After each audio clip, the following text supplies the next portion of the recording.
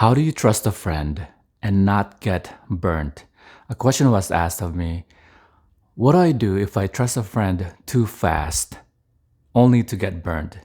How do I alleviate that? How do I fix that in my life?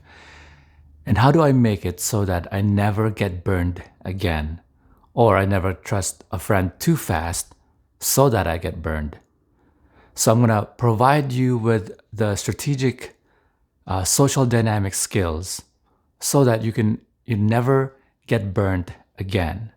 Never trust a friend too fast again, and never get burned again.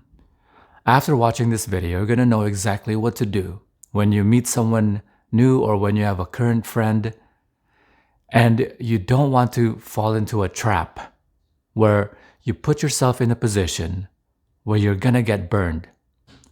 Instead, you're going to trust someone sufficiently and recognize what trust is and recognize what a friend is and make it so you protect yourself from not getting burned and have amazing friendships all around. Would you like that? The first thing I'd like you to recognize is that the solution and the real solution, not the solution that you want to hear, not the solution that is a shortcut or a red pill or blue pill, whichever the case, the actual solution is for you to recognize, always begin with first principles. I want you to really pay attention to that. Things really become easy in your life when you're clear about your first principles. Your first principles are the premises in which you begin with. You understand? First principles are the philosophy that you have that is the very beginning of how you take on the other philosophies. It's the very beginning, first principles. So what are the first principles that you must know, that you must apply, you must recognize, so that everything else is in alignment with that?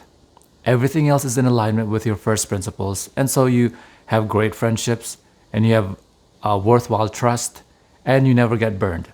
How do you do that? Here's how you do it. You must recognize what trust is and what friends are. So let's begin with that. What are the first principles of a friend?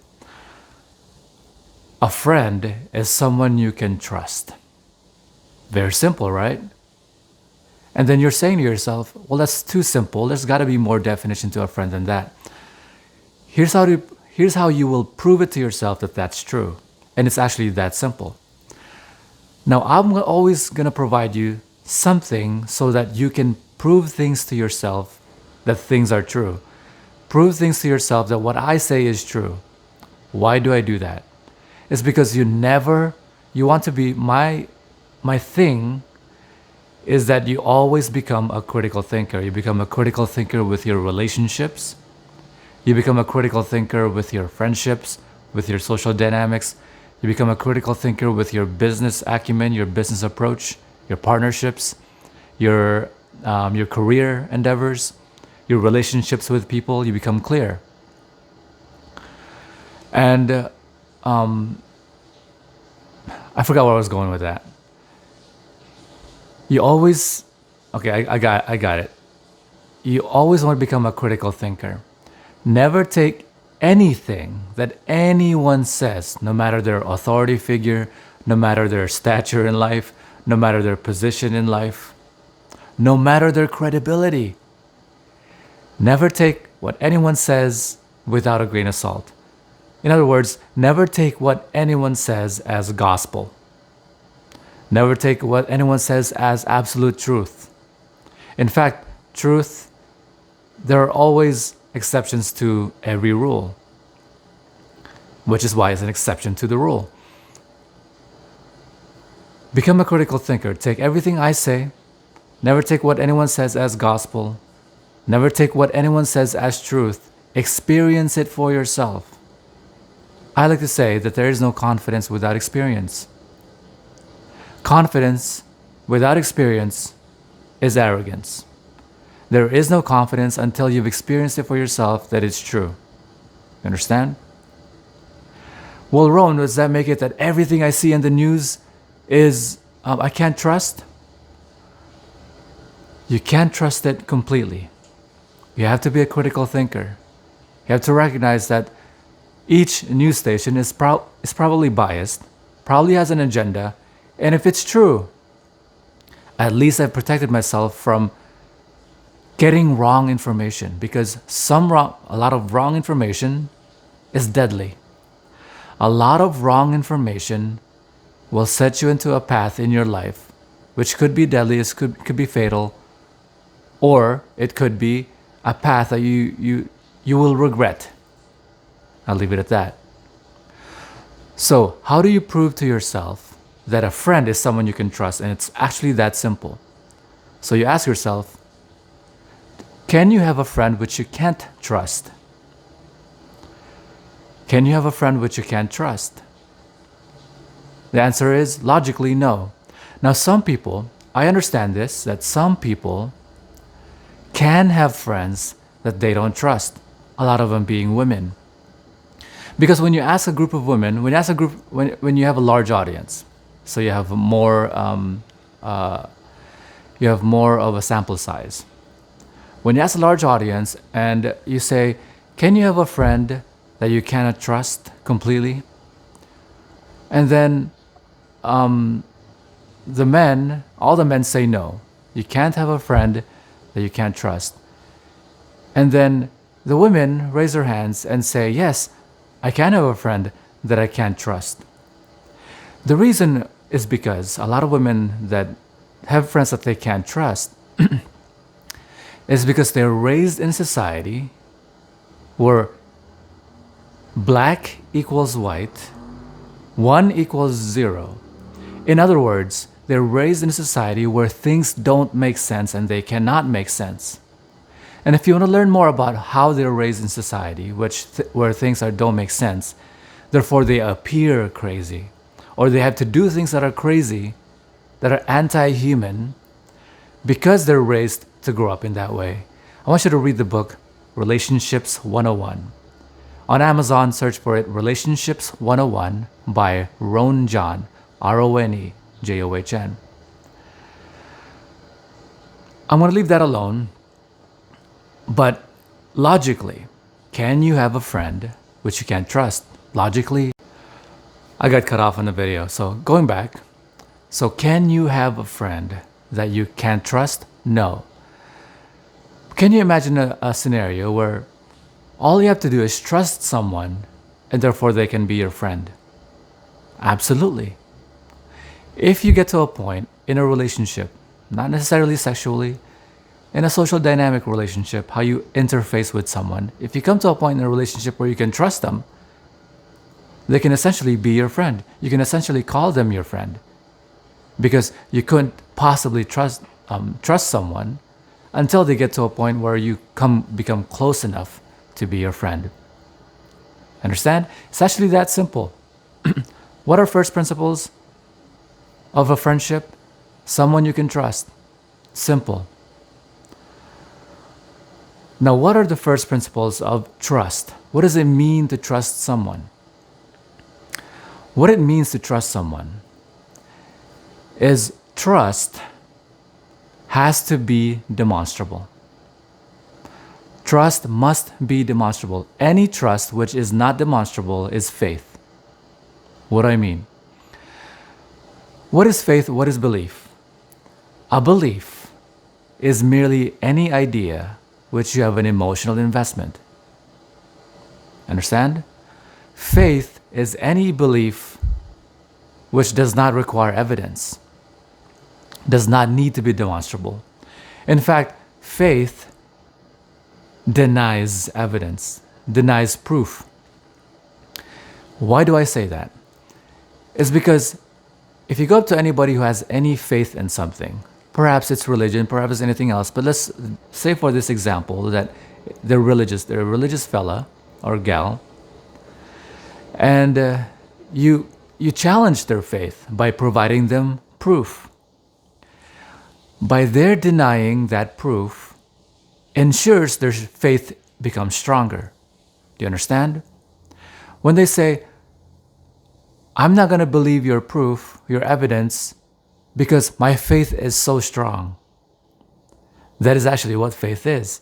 Faith is the denial of evidence. Providing the evidence, seeing the evidence, and their denying that evidence strengthens their faith. Because that is the definition of faith. You can never argue with someone who's faithful. You can only argue with someone who is raised with faith, but is also scientific. What do I mean by that? A lot of us are raised to believe that there's like deities, there are gods or God, depending on your religion. But if you're the kind of person who, I really like to see proof, because this doesn't really make sense. I like to make more sense of things. Now you go through the scientific method, not the scientistic method. There are people who believe in science, which are the scientistic people, essentially religious. And there are people who apply the scientific method, which means you provide a hypothesis, you test it out, you observe it, demonstrate it, and then you recognize what's true based on what you found out from the results of your test. You understand? So there are people, so that is what it is. To have faith is any belief, which a belief is any idea which have emotional investment. And faith is any belief which does not require evidence and in fact denies it. So, can you trust someone based on faith? A lot of people do. And you actually can. I'll show you that scenario. I'll show you what that means to trust someone based on faith. But trust must be demonstrable. Trust, if you want actual trust, real trust, you must be confident about the person. Confidence is what you can demonstrate to be true. Whether it's self-confidence. Self-confidence is what you can demonstrate to yourself is true about yourself. Confidence about anything is what you can demonstrate about that thing to be true. Trust with someone must be your confidence that what they say is true. Do you understand? I'm going to put it all together because it's all really very deep philosophy.